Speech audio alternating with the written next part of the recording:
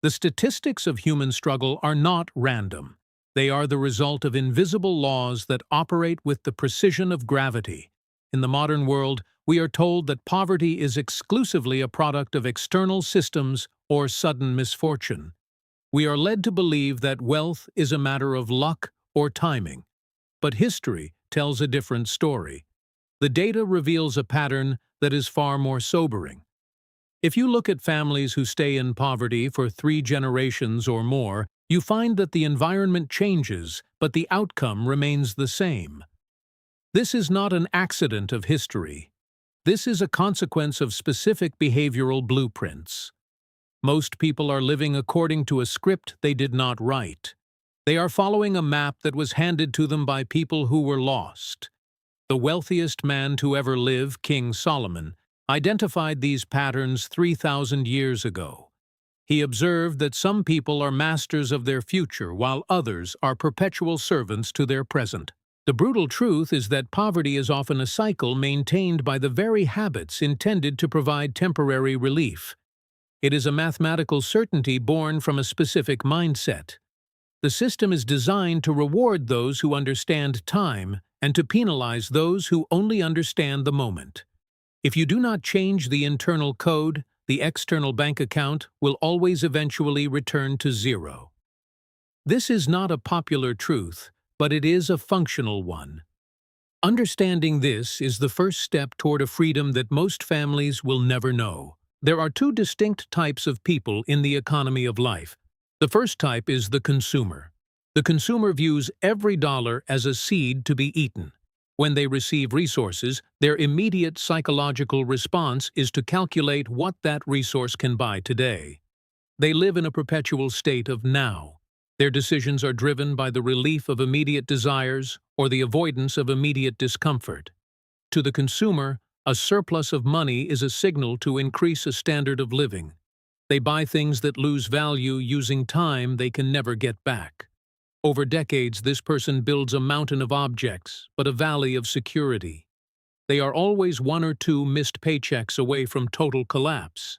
They believe they are working for themselves, but they are actually working for the people who sold them their lifestyle. The second type of person is the steward. The steward views every dollar as a worker to be deployed. They understand that money is a tool for the creation of more tools. When a steward receives resources, they do not ask what they can buy. They ask what they can build. They are willing to endure temporary discomfort for the sake of permanent autonomy. The steward lives in the future while acting in the present. They treat their wealth as a trust meant to outlive them. The difference between these 2 paths is not found in their starting salaries. It is found in their relationship with time. One path leads to a life of quiet desperation and dependency. The other leads to a legacy of choice and influence. The consumer ends their life with memories of things they once owned. The steward ends their life with systems that continue to provide for their grandchildren. You must decide which identity you are currently wearing, because your children are already beginning to copy the pattern. The ancient wisdom of the Hebrew tradition offers a specific warning about the mechanics of poverty. Proverbs 22:7 states that the rich rule over the poor, and the borrower is slave to the lender. Solomon wrote this during a time of immense national prosperity, yet he saw the invisible chains that debt creates. Notice the word slave. He did not say the borrower is a customer. He did not say the borrower is a partner. He used the word for a person who has lost their legal and moral autonomy. This is a literal description of how debt functions. When you owe a man money, you have signed away a portion of your future labor. You no longer wake up to work for your family or your mission. You wake up to work for the interest on a decision you made in the past. This principle has survived 3 millennia because it is a law of human nature. Debt is a thief of tomorrow's options.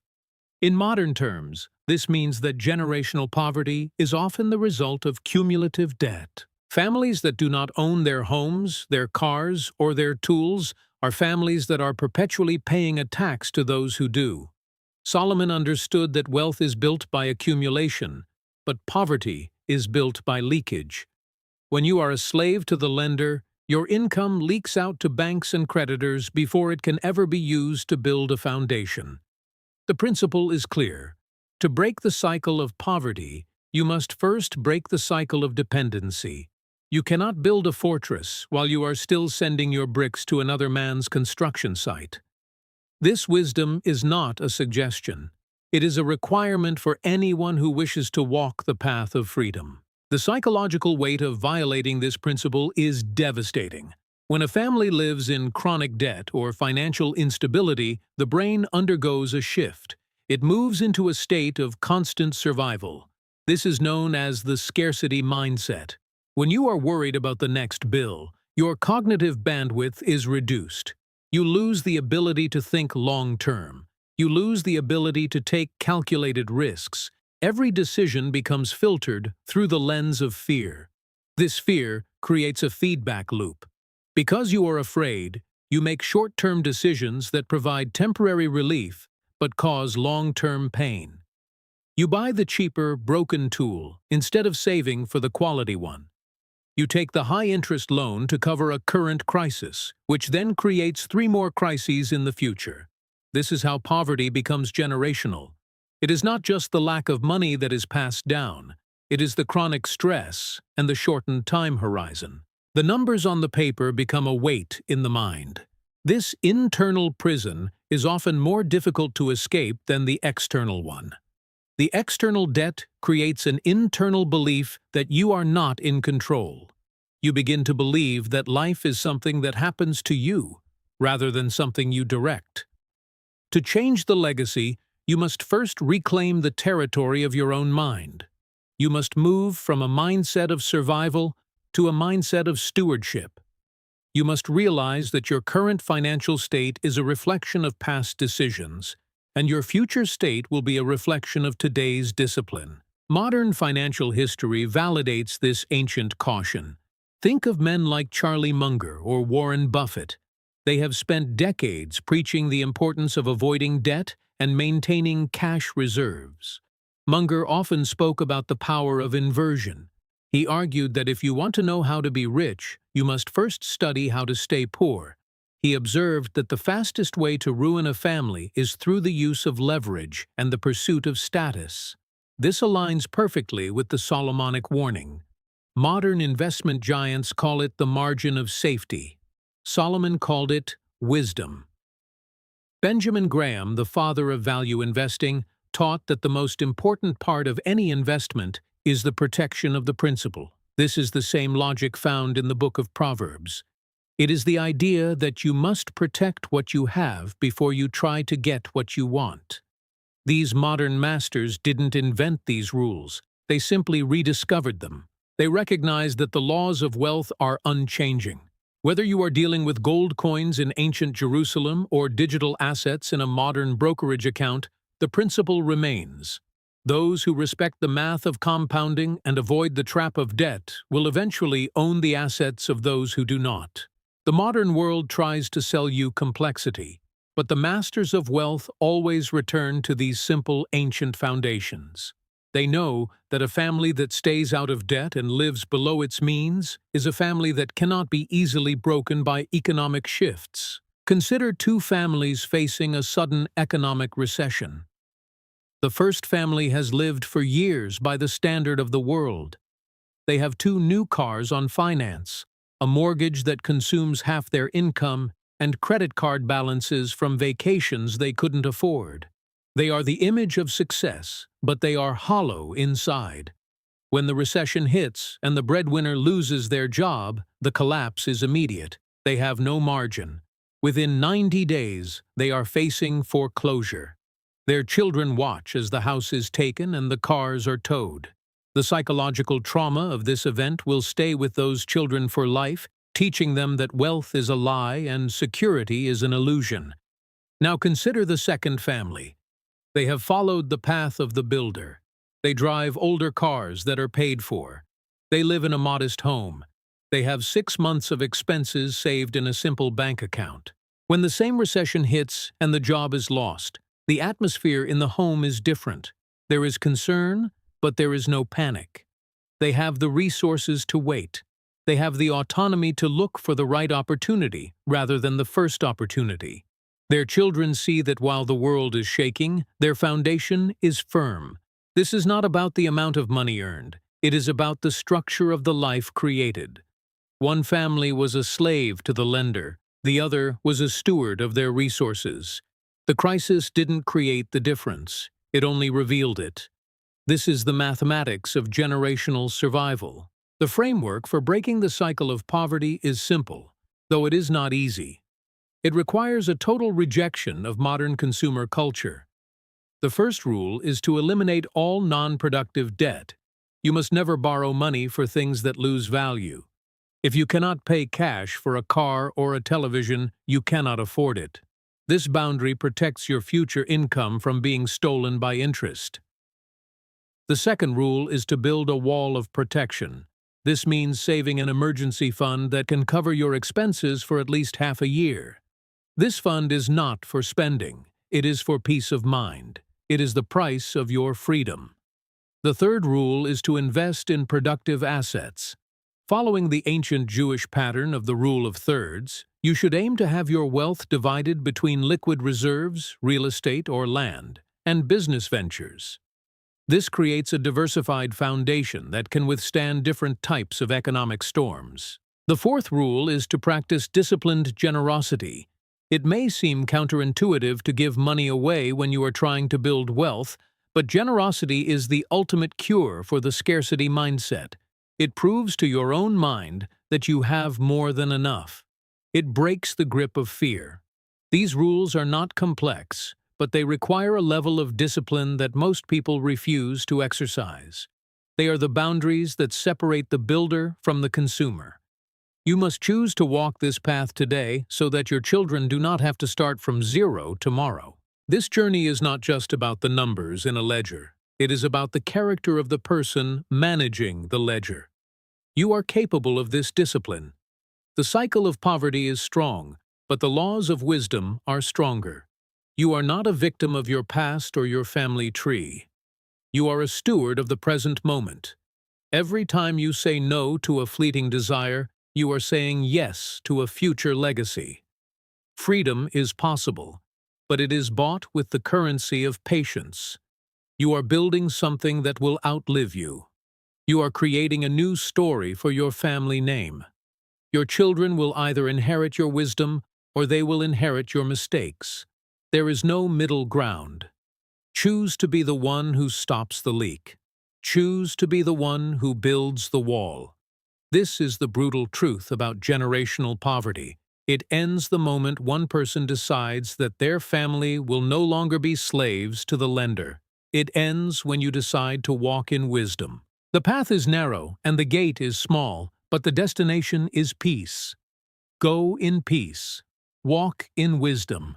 Remember that the greatest wealth is not what you have in your pocket, but the freedom you have in your soul. To understand the depth of this struggle, we must look at the concept of the third-generation curse.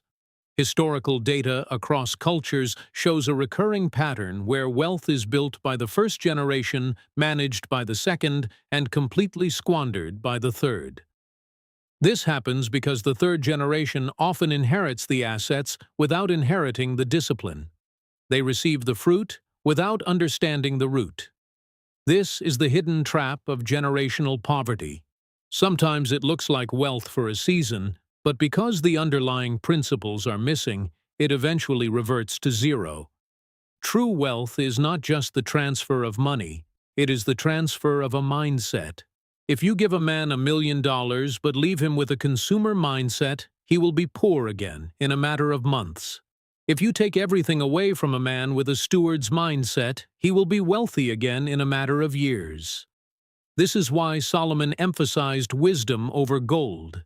He knew that gold could be stolen or lost, but wisdom is a wellspring that keeps producing. Generational poverty is often a poverty of information and a poverty of spirit. It is the belief that resources are limited and that someone else is responsible for your outcome. To break this, you must become a teacher to your children.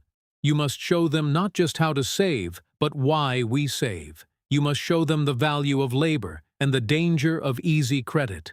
You must make the invisible laws of finance visible to them through your daily actions. The modern world is designed to keep you in a state of perpetual debt. From the moment you turn 18, you are bombarded with offers to spend money you haven't earned. The education system rarely teaches the mechanics of interest or the power of compounding. This is not by accident. A population that is in debt is a population that is easy to manage. They cannot quit their jobs. They cannot start competing businesses. They cannot protest or move or take risks. They are tethered to the machine of repayment. This is the modern version of the slavery Solomon described. The brutal truth is that if you live like everyone else, you will end up like everyone else, stressed, exhausted, and broke at the age of 65. To escape this, you must be willing to be misunderstood. You must be willing to drive the older car while your neighbors drive the latest model. You must be willing to stay in the smaller house while your peers move to the suburbs. This social pressure is one of the strongest forces maintaining generational poverty. It is the desire to look rich that keeps people poor. The steward understands that true status comes from freedom, not from appearances. They would rather have $100,000 in the bank and a modest life than $1 million of debt and a mansion. This psychological shift is the prerequisite for any real change.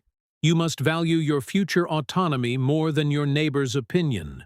There is a profound spiritual component to this as well. In the biblical tradition, money is never seen as neutral. It is seen as a test of the heart. Luke 16:11 asks a haunting question. If you have not been trustworthy in handling worldly wealth, who will trust you with true riches? This suggests that our financial lives are a training ground for our spiritual lives. If you cannot manage a small paycheck with integrity and discipline, you are not ready for a larger one. Poverty is often exacerbated by a lack of faithfulness in the small things. People wait for a windfall to start being disciplined, but the windfall never comes to the undisciplined. Or if it does, it destroys them. You must prove your character in the valley before you are given the mountaintop. This means tracking every dollar. It means being honest on your taxes. It means paying your debts even when it's hard. These acts of integrity build a psychological and spiritual muscle that is necessary for long-term success. Generational poverty is broken when a family decides that they will be people of their word. They decide that they will be responsible for the resources they have been given, no matter how small. This faithfulness creates a natural magnetism for more opportunity. It is the law of the harvest. You cannot reap what you have not sown. If you sow chaos in your finances, you will reap a harvest of crisis. If you sow order and discipline, you will reap a harvest of peace. Think about the concept of the family bank. For centuries, the most successful families in history have operated not as individuals, but as a collective unit. They pool resources. They lend to one another at low interest to start businesses. They protect the family's capital from outsiders. This is in direct contrast to the modern individualistic approach where every person is on their own. Generational poverty thrives in isolation. When every person starts from zero, the family never moves forward. But when a family adopts a generational mindset, they start to build on top of each other. The father builds the foundation, the son builds the walls, the grandson builds the roof. This requires a high level of trust and a shared set of values. It requires a patriarch or matriarch who is willing to set the standard and hold everyone accountable. This is how the Great Depression was survived by those who held together. It is how immigrant communities often find success in new lands despite starting with nothing. They understand that the unit is stronger than the individual. To break the cycle of poverty in your own life, you may need to be the one who starts this family tradition. You may need to be the one who gathers the family and says, "We are going to do things differently from now on." You are not just saving for yourself. You are creating a treasury for those who will carry your name into the future. The system will tell you that the cost of living is too high to save. It will tell you that the economy is rigged against you. While there are certainly external challenges, these excuses are the bars of the cage. There has never been a time in history where wealth was easy to build. There has always been inflation, taxes, and political instability. Solomon wrote Ecclesiastes during a time of immense change, and his conclusion was that there is nothing new under the sun. The human condition remains the same. The temptation to spend today what we should save for tomorrow is universal. The brutal truth is that the majority of people in poverty in the developed world are there not because of a lack of income, but because of a lack of margin. Small, consistent leaks destroy great ships. A few dollars a day spent on convenience and status adds up to hundreds of thousands of dollars over a lifetime. This is the mathematics of the ordinary. If you can master the small leaks, you can build a great ship. You must stop looking for the grand gesture or the lucky break. You must start looking at your daily habits. Are you buying time or are you selling it? Are you building your house on the sand of credit or the rock of ownership? The answer to these questions determines the trajectory of your lineage. As we look toward the future, the importance of these principles only increases. The world is becoming more volatile, not less. The traditional safety nets of the past are fraying. In this environment, the only true security is found in wisdom and tangible assets. A family that owns its land, has no debt, and possesses a diversified skill set is a family that is essentially unshakable. This is the goal of the Solomon Wealth Code. It is not about luxury. It is about resilience. It is about having the capacity to help others when the world is in need. True wealth is the ability to be a blessing, not a burden. Generational poverty makes you a burden to your children and your community. Generational wealth makes you a pillar of support. This is a moral choice as much as a financial one. You have a responsibility to be a good steward of the life and resources you have been given. You have a responsibility to leave the world better than you found it. This begins with the quiet discipline of your personal finances. It begins with the decision to live by a higher standard than the culture around you. In closing, reflect on the words of the ancient sages. They taught that the righteous man leaves an inheritance to his children's children. This is the ultimate benchmark of a successful life. It is not about what you spent, but what you left behind. This inheritance is both financial and moral. It is the money to start a life and the wisdom to keep it. You are the bridge between the past and the future. You can choose to pass down the chains of debt and the habits of a consumer, or you can choose to pass down the keys to freedom and the habits of a builder. The struggle is real, and the path is difficult, but the reward is a legacy that will stand for generations. You are not alone in this. Thousands of years of wisdom are on your side. The mathematics of the universe are on your side. The only thing that can stop you is your own refusal to change. Take the first step today. Cut the cards, build the fund, teach the children, walk the narrow path. The brutal truth of poverty is that it is a cycle, but every cycle has a breaking point. Let that breaking point be you. Go in peace, walk in wisdom. Remember that a legacy is built one decision at a time, and the most important decision is the one you make today. The weight of a family's future often rests on the shoulders of one individual who decides to say, "Enough." This person is rarely celebrated in the moment. They are often mocked for being frugal. They are criticized for being too serious about money. But decades later, they are the ones who provide the scholarships for the grandchildren. They are the ones who save the family business during a crisis. They are the ones who turn a lineage of struggle into a lineage of strength. This is your calling. It is a dignified, quiet, and essential work. Do not be distracted by the noise of the world. Do not be seduced by the mirage of easy wealth. Stick to the principles.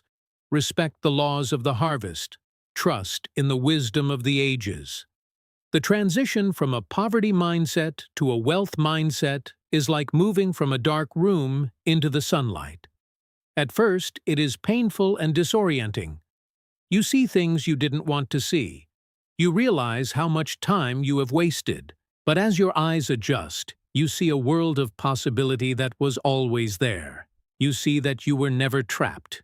You were only asleep. It is time to wake up. It is time to build. It is time to ensure that the brutal truth of poverty is a chapter in your family's history, but not the end of the book. Consider the reality of your daily labor. For most, work is a trade of life for currency. You are giving up hours of your finite existence to receive a paycheck. When you spend that paycheck on things that do not last, you are effectively throwing away those hours of your life. Generational poverty is the result of a lifetime of wasted hours. Wealth, on the other hand, is the accumulation of preserved hours. When you invest, you are putting your past labor to work so that your future self doesn't have to work as hard. This is the essence of freedom.